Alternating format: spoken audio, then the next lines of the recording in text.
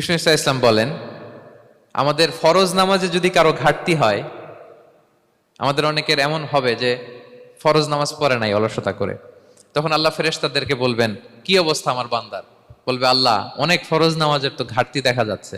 তখন আল্লাহ বলবে, উনদুরু হাল্লি আবদি মিন তাতাওয়ু, ফরজে যদি ঘাটতি থাকে দেখো তো আমার বান্দার কিছু নফল নামাজ আছে কিনা। ফেরেশতারা এবার খুঁজে দেখবে, হ্যাঁ এই বান্দার অনেক নফল নামাজ আছে। তখন আল্লাহ বলবে, ঠিক আছে, এই নফল গুলোরে ফরজের ভেতরে ঢুকায়া